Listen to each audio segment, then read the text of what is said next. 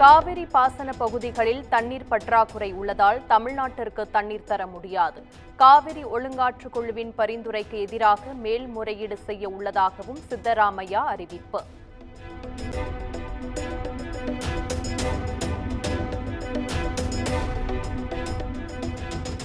தமிழ்நாட்டில் கள்ளச்சாராயத்தை முற்றிலும் அழிக்கும் வகையில் உருவாக்கப்பட்ட சட்ட திருத்த மசோதா ஜூன் 29ஆம் தேதி பேரவையில் நிறைவேற்றப்பட்டு அனுப்பப்பட்ட மசோதாவிற்கு ஆளுநர் ஒப்புதல்.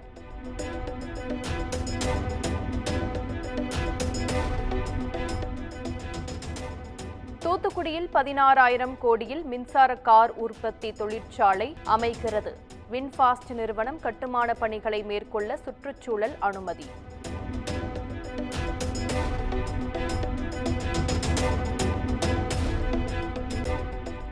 சட்டமன்ற தேர்தலில் சீமானுடன் கூட்டணி அமைத்து போட்டியிட்டால் அதிமுகவிற்கு வெற்றி எளிதாகும். நாடாளுமன்ற பொறுப்பாளர்கள் கூட்டத்தில் அதிமுக நிர்வாகிகள் வலியுறுத்தியதாக தகவல்.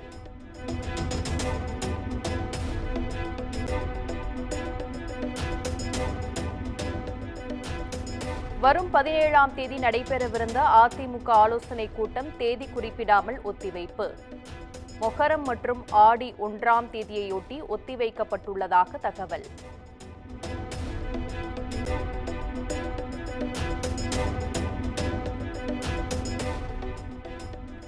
வரும் 17ஆம் தேதி தென்காசியில் சுற்றுப்பயணத்தை தொடங்கும் சசிகலா. அதிமுகவை ஒருங்கிணைக்கும் முயற்சியாக தொண்டர்களை சந்திப்பதாக தகவல்.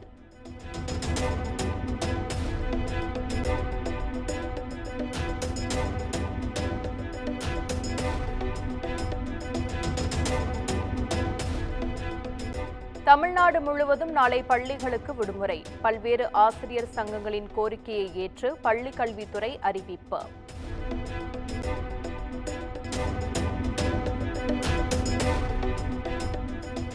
நீட் விவகாரம் தொடர்பாக அனைத்துக் கட்சி கூட்டம் நடத்தி தீர்மானம் நிறைவேற்ற வேண்டும். புதிய குற்றவியல் திருத்தச் சட்டங்கள் தொடர்பாக சீராய்வு நடத்தவும் விசிக சார்பில் முதலமைச்சரிடம் கோரிக்கை மனு.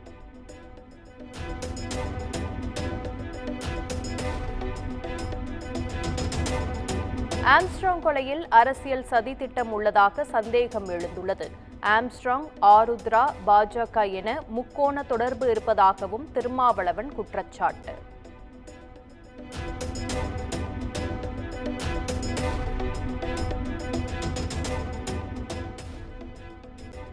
கருணாநிதி குறித்து பேசிய நாம் தமிழர் கட்சி சீமானுக்கு அமைச்சர் கீதா ஜீவன் கண்டனம். சீமான் நாவடக்கத்துடன் பேச வேண்டும் என சாடல்.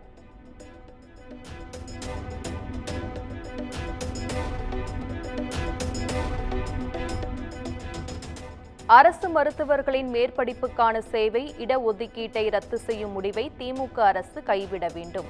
தமிழ்நாடு அரசுக்கு நாம் தமிழர் கட்சி ஒருங்கிணைப்பாளர் சீமான் வலியுறுத்தல்.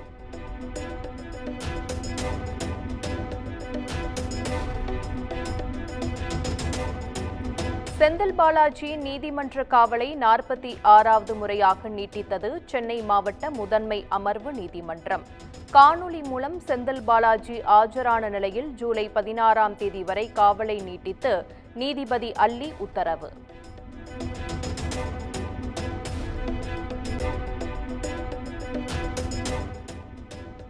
சட்டவிரோத பணப்பரிமாற்ற வழக்கில் செந்தில் பாலாஜியின் ஜாமீன் மனு மீண்டும் ஒத்திவைப்பு.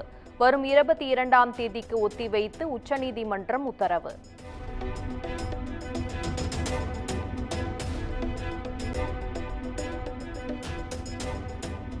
சட்டவிரோத பணப்பரிமாற்ற தடைச்சட்ட வழக்கிலிருந்து விடுவிக்க கோரிய மனு மீதான உத்தரவை தள்ளி வைக்க கோரி மனு.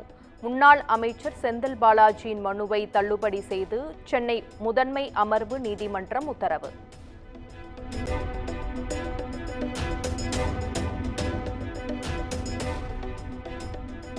ராஜேஷ் தாஸை கைது செய்யக்கூடாது என்ற இடைக்கால தடை உத்தரவு தொடரும். ஜாமீன் மேல்முறையீட்டு மனு மீது பதிலளிக்க தமிழ்நாடு அரசுக்கு உச்சநீதிமன்றம் ஆணை.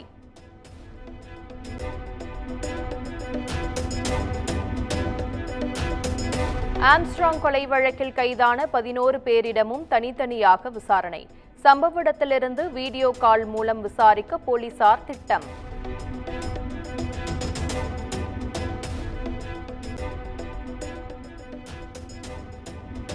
ஆம்ஸ்ட்ராங் கொலை வழக்கில் மேலும் 3 போலீசார் விசாரணை. ஆற்காடு சுரேஷின் உறவினர்களான சதீஷ், நரேஷ், சீனிவாசன் ஆகியோரை செம்பியம் காவல் நிலையம் அழைத்து வந்துள்ளதாக தகவல்.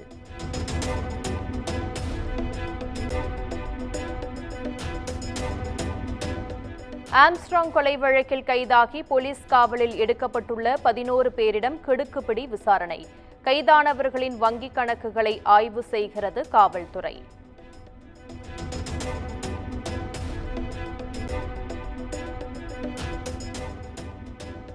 ஆம்ஸ்ட்ராங்கை கொலை செய்ய திட்டம் தீட்டியது வழக்கறிஞர் அருள் என விசாரணையில் தகவல்.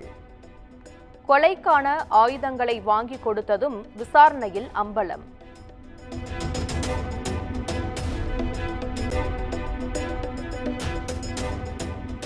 நியோமேக்ஸ் நிதி நிறுவன மோசடி வழக்கு விசாரணையை 15 மாதத்தில் முடிக்க வேண்டும். பொருளாதார குற்றப்பிரிவு போலீசாருக்கு உயர்நீதிமன்ற மதுரை கிளை உத்தரவு.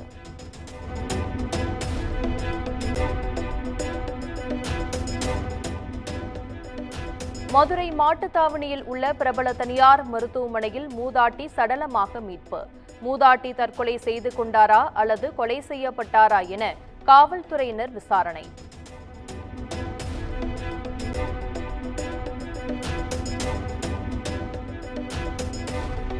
கொலை கொள்ளை என்று செய்தி வராத நாளே இல்லை என்ற அளவுக்கு தமிழகத்தில் சட்டம் ஒழுங்கு சந்தி சிரிக்கிறது.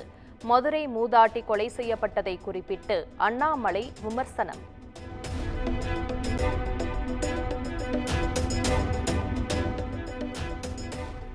உலகம் முழுவதும் இன்று வெளியான இந்தியன் 2 திரைப்படம். சென்னை சத்தியம் திரையரங்கில் ரசிகர்களுடன் படத்தை பார்க்க வந்த கமல்ஹாசன் மற்றும் இயக்குனர் சங்கர்.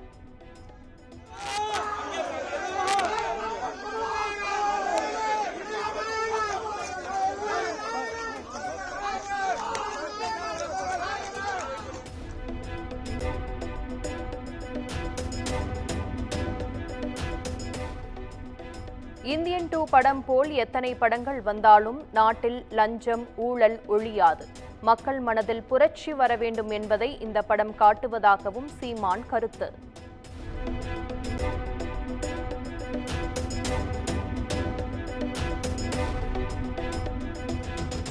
நீலகிரி, கோவை, திருப்பூர், திண்டுக்கல் மாவட்ட மலைப்பகுதிகளில் இன்றும் நாளையும் கனமழைக்கு வாய்ப்பு.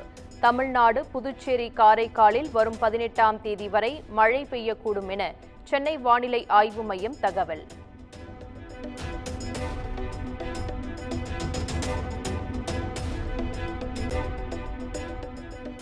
ஈரோடு மாவட்டம் பவானி காளிங்கராயன் அணைக்கட்டிலிருந்து 120 நாட்களுக்கு பாசனத்திற்கு தண்ணீர் திறப்பு. 15,743 ஏக்கர் விவசாய நிலங்கள் பாசன வசதி பெறும் நிலையில் விவசாயிகள் மகிழ்ச்சி.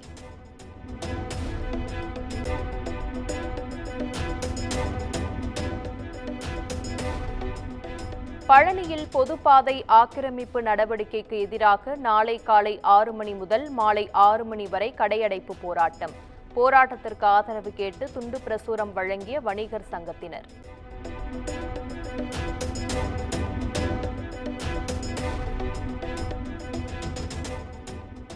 மேல்மருவத்தூர் அருகே கள்ளச்சாராயம் குடித்த மேலும் 2 பேர் மருத்துவமனையில் அனுமதி.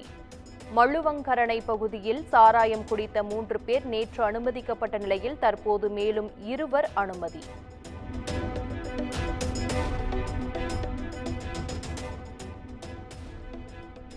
புதுக்கோட்டையில் என்கவுண்டர் செய்யப்பட்ட ரவுடி துரைசாமியின் உடலை வாங்க உறவினர்கள் மறுப்பு. புதுக்கோட்டை கோட்டாட்சியர் ஐஸ்வர்யா தலைமையில் விசாரணை தொடக்கம்.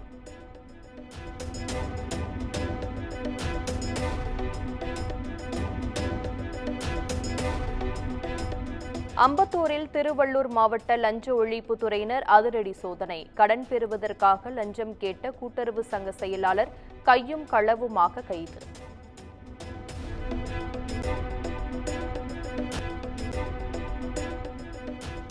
அவசர நிலை அமல்படுத்தப்பட்ட ஜூன் 25ஆம் தேதி அரசியல் அமைப்பு படுகொலை நாளாக கடைபிடிக்கப்படும் என மத்திய அரசு அறிவிப்பு. சிறையில் அடைக்கப்பட்டு வலியை சகித்துக் கொண்ட லட்சக்கணக்கானோரின் பங்களிப்பை நினைவு கூறும் என மத்திய அமைச்சர் அமித் ஷா பதிவு.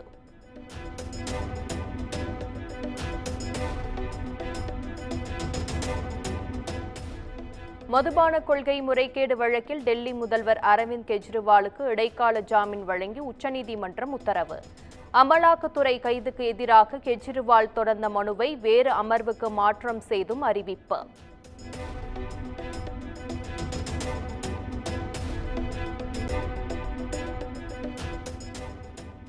அம்பானி வீட்டு திருமணத்தால் ஊழியர்களுக்கு ஒர்க் ஃப்ரம் ஹோம் வழங்கிய ஐடி நிறுவனங்கள் திருமண நிகழ்ச்சிக்காக போக்குவரத்து மாற்றம் செய்யப்பட்டுள்ள நிலையில் அறிவிப்பு.